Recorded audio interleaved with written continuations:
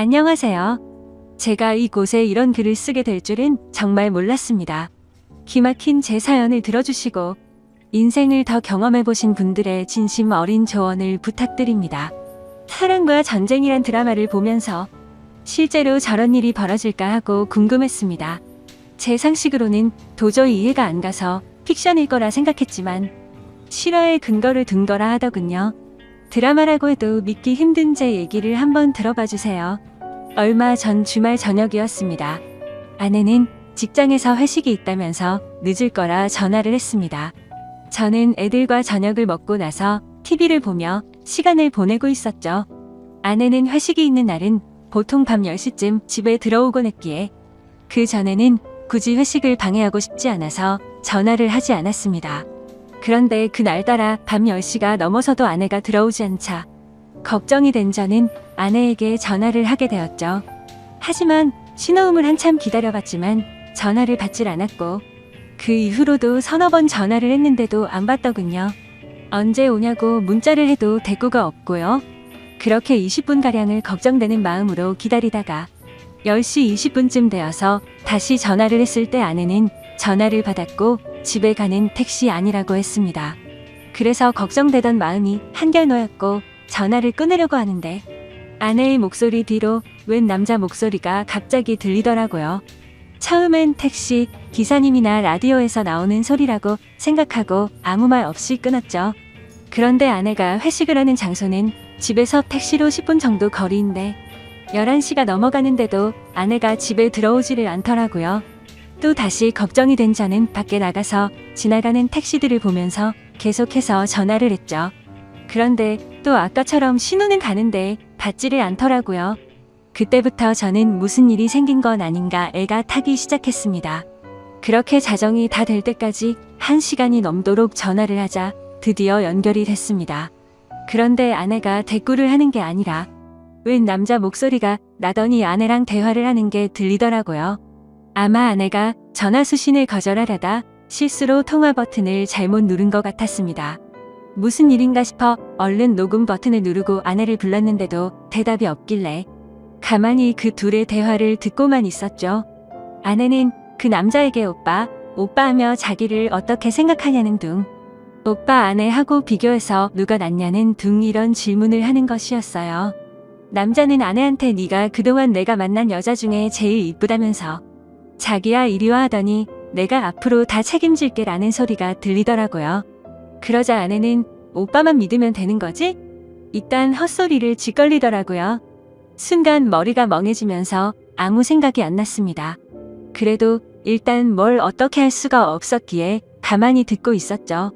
아내는 전화가 연결된 걸 모르고 있으니까 그놈이랑 거리낌 없이 이 얘기 저 얘기를 하더군요.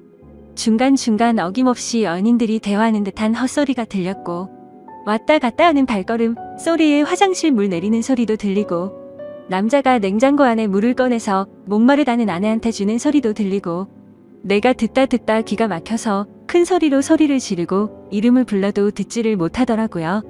벌레 씹은 표정으로 계속 듣고 있다 보니 갑자기 연결이 끊겨 버리더라고요. 아내한테 계속 전화를 하다 보니 제 휴대폰이 방전이 된 거였습니다. 얼른 집으로 들어가서 충전기를 연결하고 다시 전화를 계속 해보니까 안 받더라고요. 애들은 자고 있고 혼자서 아내를 기다리는 시간은 참으로 말할 수 없이 참담했죠. 계속 줄담배를 피우면서 아내를 기다렸습니다. 새벽 2시가 넘어서 집에 들어온 아내는 제가 자는 줄 알고 안방에는 들어오지도 않고 그냥 거실 소파에 누워 있더라고요. 제가 불을 켜고 들여다보니까 화들짝 놀래서 일어나더군요. 저는 아내를 데리고 안방에 들어와서 어디 갔다가 이제 오길래 전화도 안 받았냐고 조용히 물었죠. 아내는 회사 사람들이랑 노래방 갔다가 해장국집에서 얘기 좀 하느라 늦었다 했죠. 말하는 게 술이 아직도 덜 깬 것 같았어요. 주먹으로 한 대 패고 싶은 마음을 억누르며 녹음한 음성 파일을 들려줬죠. 여기 어디냐고 하니까 해장국집이래요. 그래서 제가 그랬죠. 니들은 무슨 해장국집에서 사랑한다는 헛소리를 하냐? 그리고 당신이 오빠 하는 놈은 누구냐고 물으니까 술에 취해서 잘 기억이 안 나지만 같이 일하는 회사 동료라고 말하더군요. 새벽 2시가 넘은 시간에 큰 소리 냈다간 애들이 알게 될 것 같고 동네 사람들도 알게 될 것 같아서 일단 자라고 했습니다. 아내의 폰을 뒤져보니 웬 모르는 남자 전화번호가 있더라고요. 그래서 아내 폰으로 전화를 하니 받질 않더군요. 일단 끓어오르는 분노를 삭히며 날이 밝기만을 기다렸습니다. 애들이 교회 간다고 나간 후에 어느 정도 정신이 돌아온 아내에게 물었죠. 밤새 음성 파일을 수십 번 들어봐도 이건 모텔이다. 무슨 해장국집에 화장실과 냉장고가 딸린 방이 있냐고 추궁했죠. 계속되는 저의 추궁의 아내는 술이 너무 취해 기억이 없다고만 하더군요. 기억나는 건 해장국집이 마지막이고 1차 회식 끝난 후부터 해장국집 갈 때까지의 기억은 끊겼다고 하더군요. 그럼 이 녹음 파일을 내 귀로 들어봐라 하고 들려줬죠. 제 아내는 대화 나누는 소리 이외에는 다른 소리는 전혀 안 들린다더군요. 너무 기가 막혀서 나는 들리는데 넌 왜 안 들리냐니까. 그 남자랑 신체 접촉은 절대 안 했기 때문에 자신은 들리지 않는다는 말도 안 되는 소리를 하는 겁니다. 문제는 그 이후에 그 상대방 남자놈의 아내한테서 전화가 오면서부터입니다. 그놈 아내가 제 아내한테 전화를 했고 통화 내용을 듣기 위해 한 뼘 통화를 켜고 같이 들었습니다. 그렇게 드디어 결정적 증거가 나왔죠. 그놈 지갑 안에서 숙박비를 결제한 카드 영수증이 나왔다는 겁니다. 얼마나 급했으면 이 인간 쓰레기 같은 것들이 현금도 아닌 카드로 숙박비를 계산했더군요. 나중에라도 카드 내역이 밝혀지면 어쩌려고 겁도 없이 그곳에서 카드를 긁는지 참 어이가 없었습니다. 나중에 일은 생각도 안 하고 술에 취해서 정신이 나갔던 건지 앞뒤 걱정 안 하고 그런 거겠죠. 아무튼 그걸 근거로 그놈을 추궁하니까 제 아내와 갔었다고 말해서 전화를 했다는 거죠. 그놈 아내는 제 아내한테 온갖 욕을 하였고 제 아내는 같이 가기는 했지만 아무 일도 없었으니까 진정하라는 식으로 대화가 오고 갔습니다. 옆에서 가만히 듣고 있는 저는 그저 기가 막힐 뿐이었죠. 내가 음성 녹음을 근거로 추궁할 땐 아니라고 딱 잡아떼던 아내가 영수증이 나왔다는 말에 그 놈이랑 같이 들어갔던 거 인정한 겁니다. 처음엔 기억이 안 난다고 잡아떼던 아내가 물적 증거가 나오자 거길 갔던 것을 자백은 하는데 이번엔 신체 접촉 같은 건 절대 없었다고 하기 시작한 겁니다. 계속해서 잡아떼는 모습에 너무 열이 받았죠. 그래서 그놈 아내와 제가 직접 통화를 하게 됐죠. 그 여자 얘기를 들어보니 그놈도 지 아내한테 같이 들어가긴 했지만 신체 접촉은 안 했다고 주장했다더군요. 세상에 이게 말이 됩니까? 사지 멀쩡한 두 남녀가 거길 들어가 놓고 그냥 나왔다는 게 믿어질까요? 만약 제가 그 안에서 벌어진 음성 녹음을 확보하지 않았으면 아마 그 안에서 회사 얘기만 하고 나왔다고 우길 판이었지만 물적 증거 앞에서 인정 안 할 수가 없죠. 그러니까 이것들이 더 괘씸하게도 증거가 나올 때마다 딱 거기까지만 인정하는 거죠. 처음에는 둘이서 2차로 해장국집만 갔다고 했다가 카드 영수증 나오니까 거길 간 거까지만 인정하고 아무 짓 안 했다고 하다가 음성 파일 들려주자 서로 술에 취해서 헛소리를 한 거지만 신체 접촉은 없다는 식으로 확실한 증거 앞에서만 자백을 하는 식이었죠. 그렇다고 어떻게 할 수도 없는 노릇이었습니다. 직접적인 물적 증거는 없었으니까요. 밤새 잠도 못 자고 담배만 피웠더니 머리가 너무 무겁더군요. 밖에 나가 또 다시 담배를 피워 물며 이것들을 어떻게 해야 하나 생각했습니다. 그 놈과 웃으면서 얘기를 나누던 아내의 목소리가 떠올랐고 그 놈과 사랑한다면서 이야기를 주고받는 아내의 모습이 눈앞에 아른거리면서 정말 참담하고 분노가 미쳐버릴 심정이 되었습니다. 이런 짓거리를 한 아내를 어떻게 해야 하나 머릿속이 복잡했습니다. 집에 다시 들어가 보니 아내가 그놈 아내랑 통화를 하고 있었습니다. 제 아내는 그놈 아내한테 아니에요. 오해하실까봐 그런 거예요? 이런 말을 하고 있더라고요. 전화기를 뺏어서 그놈 아내한테 무슨 얘기냐고 했더니 좀 전에 지 남편이랑 제 아내가 통화하는 걸 들었는데 그놈이 제 아내가 괜찮은지 안부 전화를 했다는 겁니다. 제가 밖에 있는 사이에 그놈한테 문자를 보내서 무조건 안 했다고 딱 잡아떼라고 하자 그놈이 제 아내가 남편인 저한테 폭행이나 당하지 않았을까 걱정이 돼서 전화를 했는데 그걸 그놈 아내한테 또 들킨 거죠. 아내가 보낸 문자도 들키고요. 그놈 아내는 제 아내한테 딱 잡아떼라는 말을 왜 했냐고 물었더니 괜한 오해할까봐 아무 일 없었으니까 안심하라는 뜻으로 했다고 합니다. 세상에 이게 말이 됩니까? 다 큰 어른들이 아무 생각도 없이 그곳을 간 것도 아닐 텐데 말이죠. 제가 받은 충격은 참으로 컸습니다. 결혼 10여 년 동안 서로 다정하게 지내고 정신적으로나 육체적으로나 서로 안정되게 교감을 나누며 살아왔으니까요. 부부싸움을 전혀 안 한 건 아니었지만 홧김에 딴 남자 바라보게끔 아내를 화나게 한 적이 없었거든요. 저 역시 결혼 후에는 아내만 사랑하고 다른 여자는 생각도 안 해봤습니다. 항상 나만을 사랑한다고 말하고 행동으로 보여주던 아내였기에 제가 느끼는 배신감은 이루 말할 수 없었습니다. 이번 사건 후 며칠이 지났지만 아직 아무것도 결론을 못 내렸습니다. 애들이 눈에 밟혀 이러지도 못하고 저러지도 못하고 있습니다. 이런 제 모습이 여러분들은 상상이 되실지 모르겠습니다. 삶의 의욕을 잃을 정도로 이번 일은 제 인생을 통틀어 도저히 답이 나오지가 않습니다. 얼마나 절망적이면 차라리 몰랐으면 좋았을 거란 생각도 들고요. 여러분은 제 얘기를 듣고 어떤 생각을 하셨나요? 이 답답한 현실에서 벗어나려면 어떻게 해야 할까요? 부디 현명한 조언 부탁드립니다. 감사합니다. 다음 사연입니다. 안녕하세요. 다양하고 많은 사연들을 읽어보다가 문득 예전 생각이 나서 지금으로부터 10년 전 제게 있었던 이야기를 들려드리고 싶어서 이렇게 글을 적게 되었습니다. 10년 전 제게는 누가 봐도 예쁘다고 칭찬할 만큼의 미모가 뛰어난 와이프가 있었습니다. 그때 당시에 저와 아내는 30대 초반의 동갑 부부였었고 초등학교를 다니는 외동딸 아이 하나가 있었습니다. 저와 아내가 처음 만나게 된 건 남들처럼 특별할 건 없었습니다. 그 당시 아내는 제가 다니는 회사의 가비치에 있는 더 좋은 회사에서 근무하던 직원이었고 회사 간의 업무 파트너 담당자들이었기에 매주 몇 번씩 마주치게 되었었죠. 그러다 그녀의 미모와 능력에 점차 빠져들게 되었습니다. 저는 전문대를 나왔고 집사람은 명문대를 나왔었고 얼굴은 연예인 중에 김사랑을 닮아서 세련미가 넘쳤고 몸매도 좋았습니다.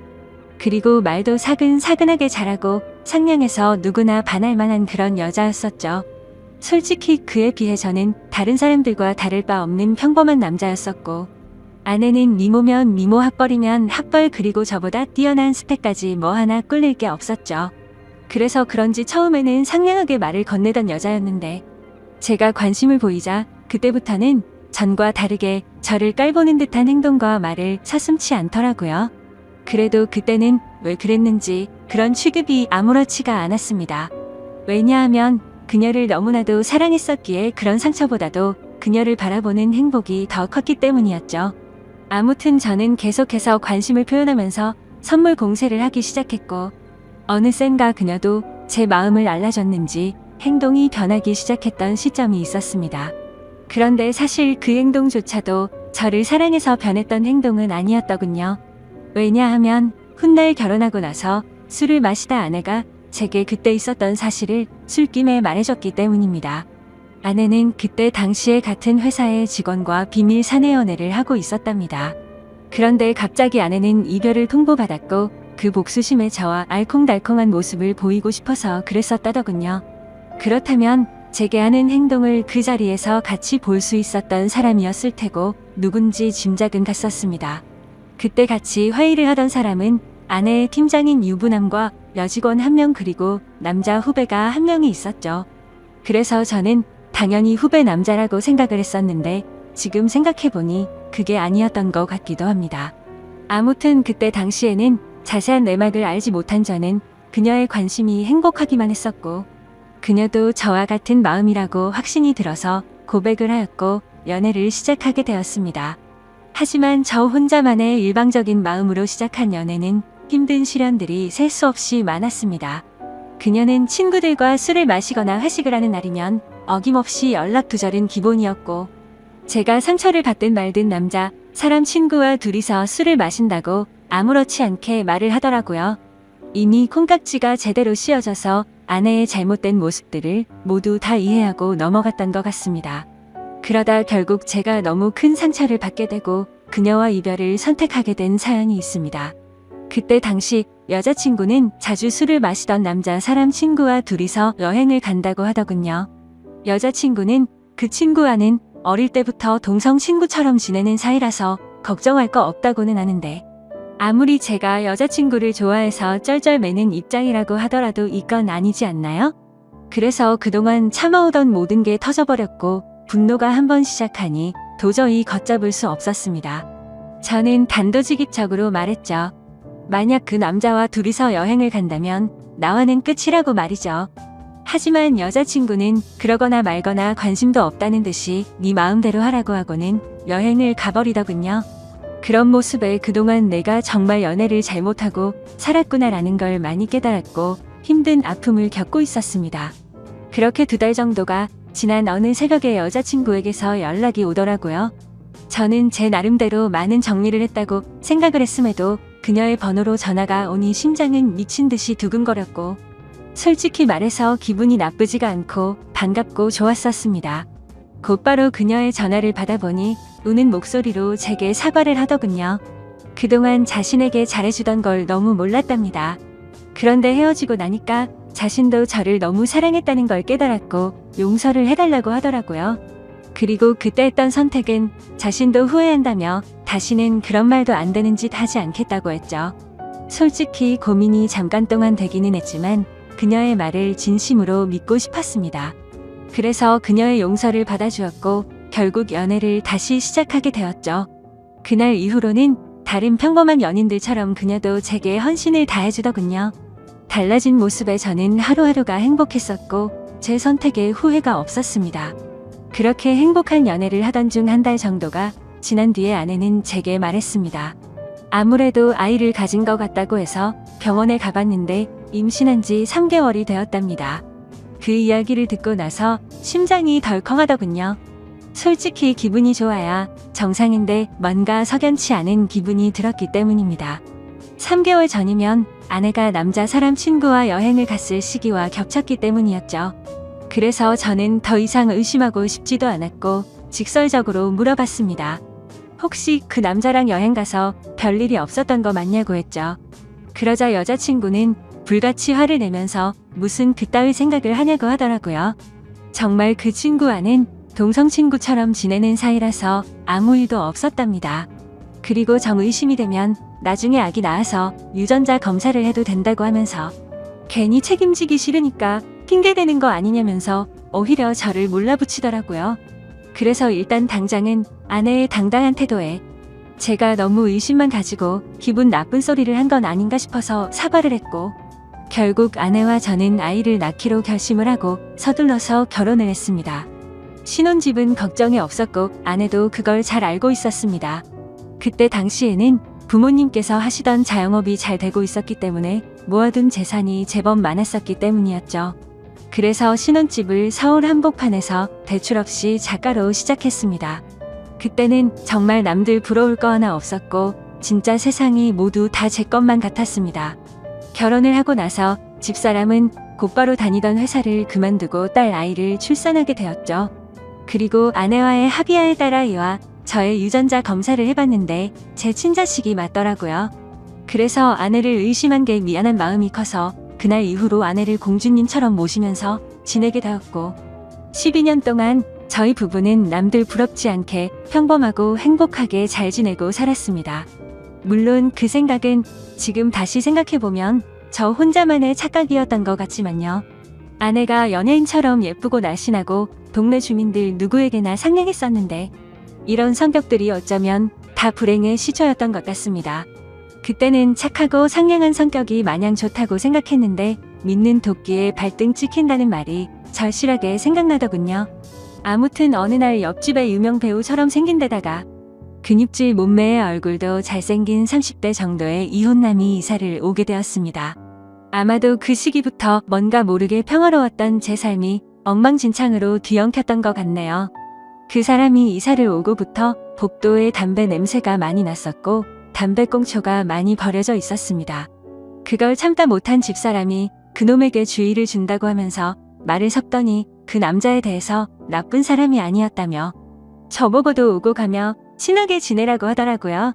솔직히 그때는 그냥 그런가 보다 정도였습니다. 하지만 아내는 저와 이야기를 할 때 자신도 모르게 매번 옆집 아저씨가 이랬다 저랬다라고 하면서 언제부턴가 옆집에 사는 이웃남의 이야기를 과하다 싶을 정도로 많이 하더라고요. 그래서 제가 회사에 출근을 하고 나서 저렇게 많이 이야기를 나누는 건가 싶었습니다. 그렇다고 괜히 예전처럼 또다시 의심을 할 수도 없는 노릇이었고 혹시라도 찌질하게 보일까 봐서 일체의 잔소리를 삼가했습니다. 결혼 전에도 딸아이가 제 아이가 아니라고 의심했던 미안함이 너무 컸었기에 사랑하는 아내를 믿을 수밖에 없다고 생각을 했고 그때까지만 해도 다른 생각은 딱히 하지 못했습니다. 하지만 날이 가면 갈수록 아내의 행동에서도 많은 부분들이 달라지는 게 느껴지기 시작했죠. 언제부터인가 제가 퇴근을 하고 집에 들어오면 집사람이 집안에서도 화장을 진하게 하고 있다든지 평소와는 다르게 집에서 입는 반바지나 치마가 과하다 싶을 정도로 많이 짧아졌습니다. 제가 고지식해서 하는 생각이 아니라 그냥 누가 봐도 민망하다 싶을 정도로 너무 많이 드러냈었죠. 오죽하면 근처 슈퍼에 가서 담배를 사고 있을 때 슈퍼 아주머니가 그러더군요. 아이 엄마가 너무 노출이 심하다면서 요즘 동네 아줌마들 사이에서도 말들이 많다고 하더라고요. 하지만 과거에도 아내의 미모를 시기 질투해서 가끔 그런 이야기들이 오고 간 적이 있어서 대수롭지 않게 생각했고 집에서만 지내다 보니 아내가 많이 외로워졌나? 라는 생각까지 들더라고요. 그래서 그냥 여자들의 한때 기분 이련이 했습니다. 지금 돌이켜 생각하면 제가 너무 안일했던 것 같습니다. 그때 그런 모습들을 보고 바람의 징조를 포착했어야 했는데 말이죠. 그렇게 아내를 믿으면서 평소와 다름없이 지내던 어느 날이었습니다. 외근을 다녀오고 나서 평소보다 일찍 퇴근하고 집으로 들어갔는데 아내가 샤워를 하고 있더라고요. 그래서 아무 생각 없이 옷을 갈아입고 안방에서 TV를 보면서 쉬고 있으니 아내가 욕실에서 나오더군요. 그런데 생전 처음으로 보는 민망한 속옷 차림으로 나오더니 아내도 약간 놀라는 듯한 눈치였습니다. 아내는 오늘 무슨 일로 일찍 들어왔냐고 하면서 놀라는데 오늘 외근 갔다가 일찍 들어왔다고 말했고 처음 보는 속옷이라고 하니까 기분 전환 겸 샀다고 하더라고요. 그래서 그냥 그런가 보다 생각은 했지만 도저히 주부의 속옷으로 보기는 힘들었습니다. 그냥 기분이 찜찜했지만 그러려니 했고 일찍 마친 김에 같이 장이나 보러 가자고 하고서 아내와 같이 외출을 하게 되었죠.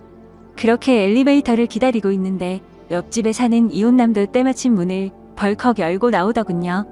그런데 약간 흠칫하는 듯한 모습이 이상하게 생각되었고 같이 엘리베이터를 탔는데도 뭔가 알 수 없는 묘한 기류가 느껴졌습니다. 평소에 친하게 지낸다던 아내와 이웃집 남자가 이야기도 잘 섞지 않았고 옆집 남자는 저와 인사를 하면서도 제 눈을 똑바로 쳐다보지를 못하더군요. 예전에도 이런 모습들이 보였기 때문에 단지 성격이 좀 소극적이거나 수줍음이 많은가 보다 생각했었고 그저 내성적인 사람이려니 생각했었습니다. 그런데 갑자기 저런 모습이 저에게만 그런 건가 싶은 생각이 들었죠. 그래서 마트를 가는 동안 아내에게 물어봤습니다. 옆집 남자랑 친하다면서 왜 어색하게 인사하냐고 했더니 몇 번 마주쳤는데 보면 볼수록 사람이 착하기는 한데 뭔가 어두운 느낌에 멀리했다고 하더군요. 그러면서 아파트 반상회에서도 아주머니들 사이에서 말이 많았다며 말을 이어갔습니다. 옆집 남자가 원래는 성격도 밝고 착한 사람이었는데 전 부인이 바람을 펴서 이혼을 하고 성격이 많이 변했답니다. 그래서 옆에서 지켜보면 매일같이 술만 마셔대고 담배도 엄청나게 많이 핀다고 하더라고요. 그 말을 듣고부터는 그날 이후로 옆집 남자에 대한 궁금증이 더 생겨나서 유심히 지켜보기 시작했습니다. 술과 담배를 많이 한다는 건 잘 알 것 같은데 그런 걸 제외하고는 특별한 문제들은 없어 보이더군요.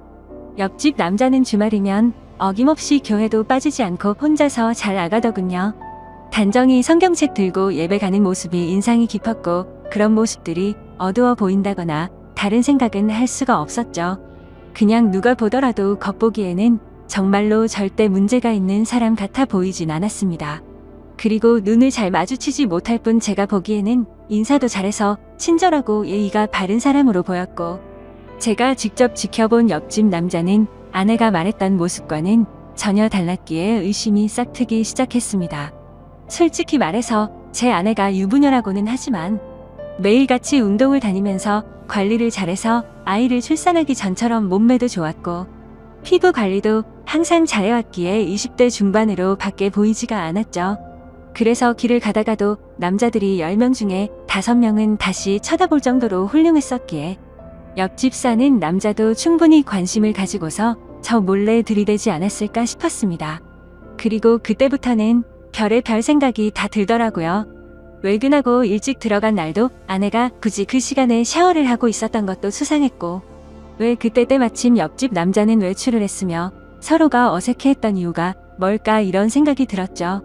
사실은 아내는 그 남자를 만나기 위해서 샤워를 했고 둘이서 만나려고 했는데 제가 있어서 둘 다 놀라서 그런 상황이 벌어진 게 아닌가 이런 생각이 들었습니다. 심지어 그날 마트에 다녀오고 나서도 잠들기 전 낮에 봤던 아내의 모습이 아른거려서 다가갔더니 아내는 이 핑계 저 핑계를 대면서 저를 피했던 모습이 기억났습니다. 절대 2번 다시는 아내를 의심하지 않는다고 맹세하고 지키려고 애써봤지만 의심이 싹을 트기 시작하니 걷잡을 수 없이 커져가더군요.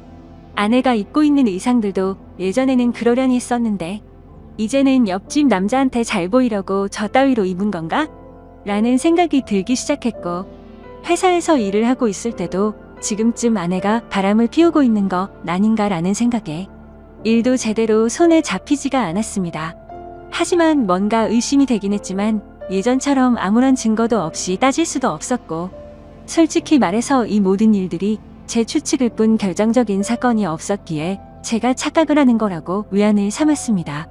심지어 일이 걷잡을 수 없이 터져버리고 나면 지금의 이 행복한 가정이 깨지지 않을까 걱정도 되더라고요. 오죽하면 만약 아내가 바람을 피운 게 맞다고 하더라도 살다 보면 집사람도 사람이니까 잠시 한눈을 팔 수도 있고 봄바람에 그러려니 하고 빨리 제자리로 돌아오기만을 바랄 정도였죠.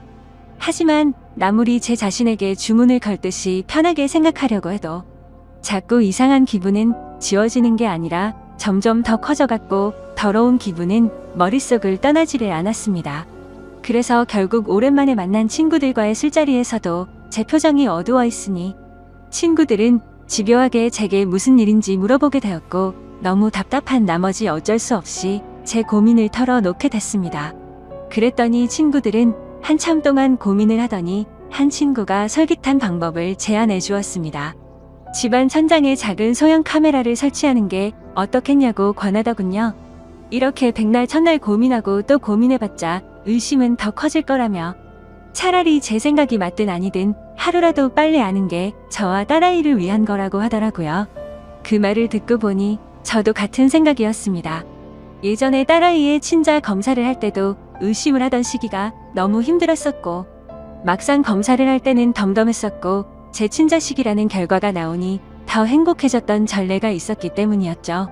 아내를 또다시 의심해서 미안하지만 만약 아니라면 평생 동안 헌신하겠다는 생각으로 아내가 운동을 나가고 집이 비어있는 시간에 작은 소형 카메라를 설치하게 되었습니다.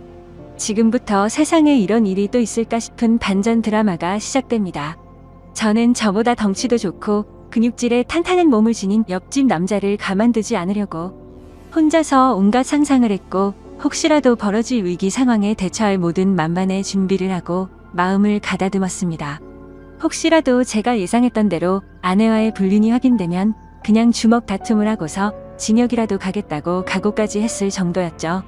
그렇게 저는 떨리는 마음을 진정시키면서 며칠 동안 매일 녹화된 비디오를 들어보았습니다. 태어나서 처음으로 겪은 감정이었는데 정말 세상 지옥이 따로 없더군요. 지금도 정확히 기억나는 건 비디오 녹화일은 토요일이었고 오후 2시쯤이었습니다. 제가 회사에서 특근을 해야 해서 주말인데 불구하고 출근을 했던 날인데 그 틈을 타서 어떤 허우대 멀쩡한 남자가 우리 집에 슬쩍 들어오더군요. 그때부터는 설마 했던 마음이 확신으로 바뀌었고 손이 정신없이 떨렸습니다. 비디오를 보니까 딸아이는 이미 집사람이 밖으로 데려가더니 이웃집에 놀라고 맡겨뒀는지 집사람은 혼자서 들어왔던 상태였죠. 아무튼 집사람과 그 남자와 너무나도 자연스러워 보이더군요. 그 남자는 아무렇지도 않은 듯이 냉장고로 가더니 제가 사뒀던 캔맥주를 따서 마시더라고요. 그러더니 두 사람은 나란히 앉아서 TV를 보면서 뭐가 그리 신나는지 아주 둘이서 웃고 난리가 아니었습니다.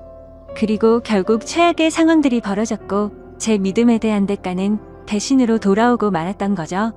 설마 하는 마음으로 제가 얼마나 기도를 했는지 모릅니다. 하지만 제 바람은 보기 좋게 무시당했던 거죠. 그동안 왜 집사람이 그동안 그런 행동들과 지나친 의상들을 입었는지 그제서야 모든 이유를 알 것 같았습니다.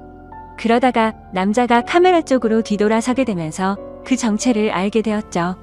저는 당연히 옆집 남자겠거니 생각하면서 얼굴을 유심히 들여다보고 있는데 깜짝 놀라서 소리를 지를 뻔했습니다. 제가 예상하던 옆집 남자가 아니라 아랫집에 사는 제 딸아이의 친구 아빠더군요. 그 남자의 딸과 제 딸아이가 같은 학교를 다니는 친구라서 부모들끼리도 잘 알고 친한 사이였습니다. 그래서 그런지 이런 말도 안 되는 짓거리를 하고 있었다라는 게 너무 현실감도 없었고 이해도 되지 않더라고요. 아랫집 남자는 나이가 많고 얼굴도 못생겼을 뿐더러 고지식한 선비마냥 점잖은 사람이었기에 정말 상상조차 못했었습니다. 정말 제 집사람이 제정신이 아닌 건가 싶었고 절대로 용납할 수 없는 짓을 하고 있었던 거죠. 그때부터는 도저히 제정신으로 버틸 수가 없겠더군요. 눈물이 쉴 새 없이 흘러버렸고 더 이상 영상을 계속 볼 수가 없어서 비디오를 꺼버렸습니다. 온몸에 힘이 빠지고 어지러워서 움직이기가 힘들더라고요.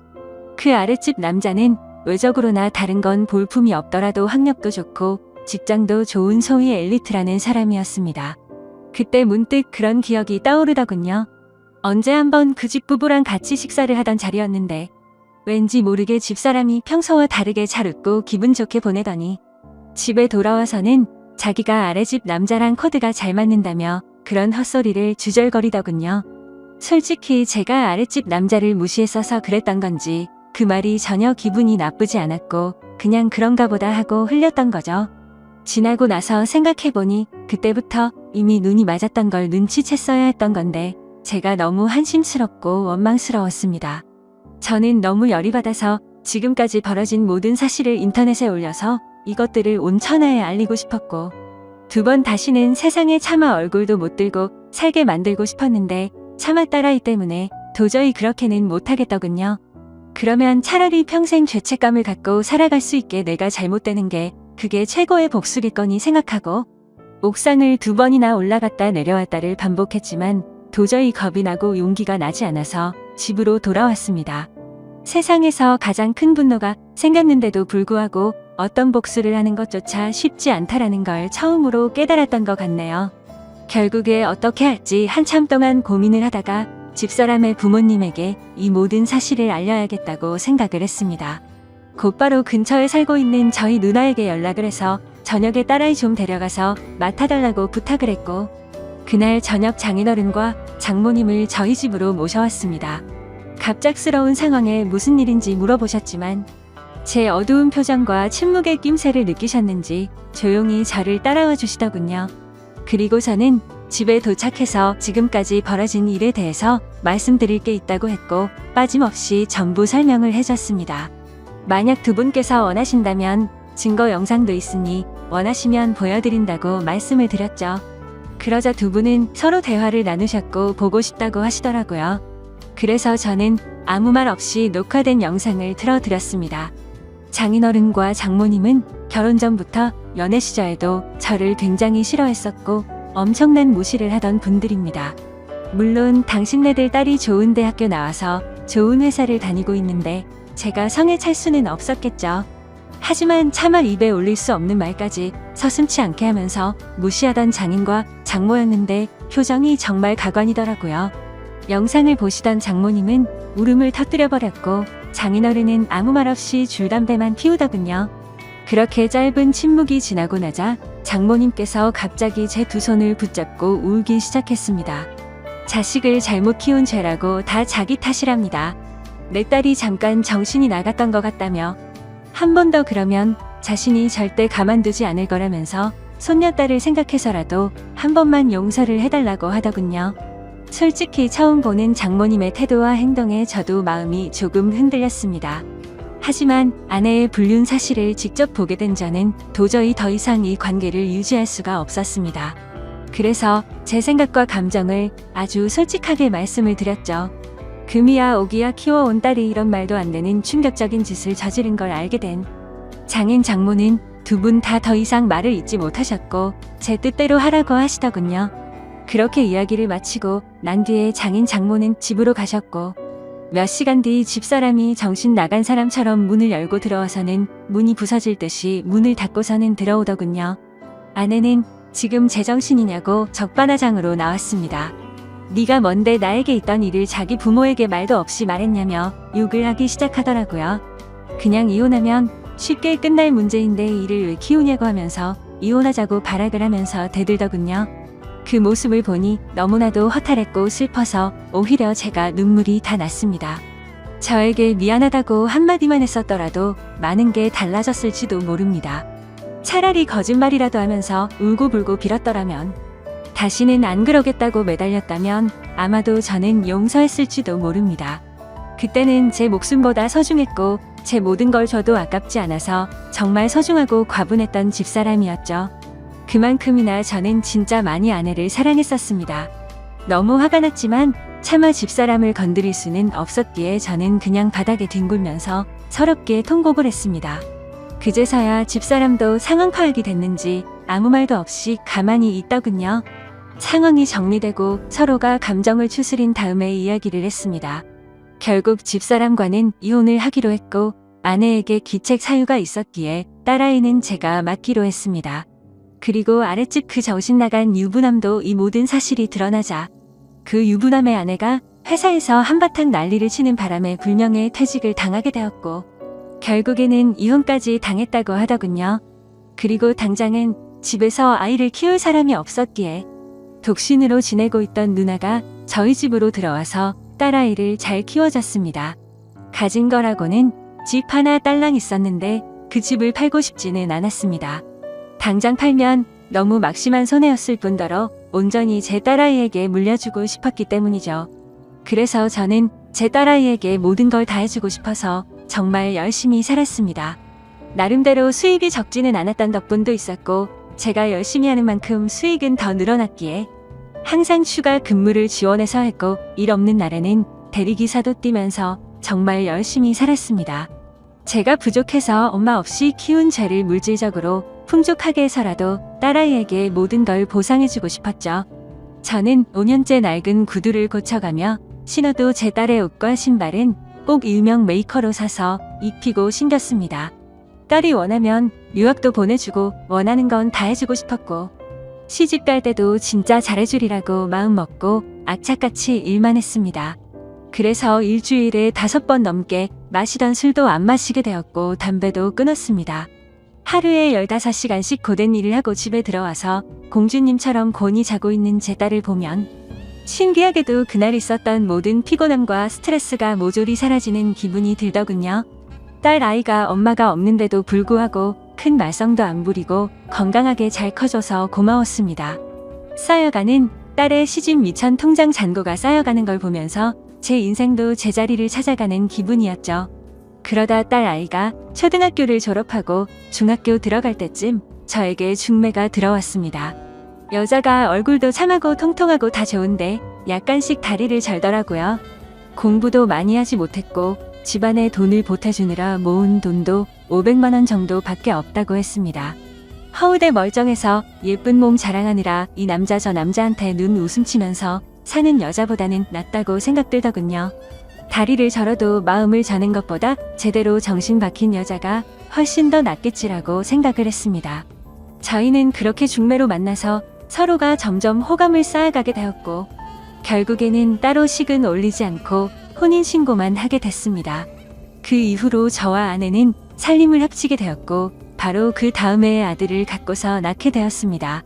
지금의 제 아내는 처절하고 아팠던 지옥 같은 제 과거를 보상해주는 하늘에서 내려준 천사 같은 복덩어리였습니다. 아내는 빈손으로 결혼해서 미안하다며 늘 미안하다는 말을 입에 담고 살았고 제가 그렇게 말렸는데도 불구하고 살림에 도움이 되고 싶다면서 동네 마트에서 다리를 절면서도 알바를 하더군요. 딸도 사춘기를 잘 극복하고 공부도 잘해서 올해 서울 상위권 대학에 입학했습니다. 그래도 머리는 친모를 닮아서 그런지 공부는 잘했네요. 예전 집사람은 지방에서 연하남과 살림을 차렸다고 하던데 철이 없는 남자를 만났는지 형편이 말도 안 되게 어렵다고 하더라고요. 그래서 가족들한테 돈을 엄청나게 빌린 뒤로는 가족들에게조차 도통 연락이 없다고 하더군요. 뭐 그러던지 말던지 저는 제 인생을 살려고 합니다. 이젠 저는 두 아이들을 위해서 그리고 지금의 아내를 위해서 더욱 더 열심히 살 겁니다. 이 사연을 보시는 분들은 절대 바람 피우지 않으셨으면 하는 바람입니다. 남의 영혼에 상처 주지 말고 제발 남의 눈에 피눈물 나게 하지 마세요.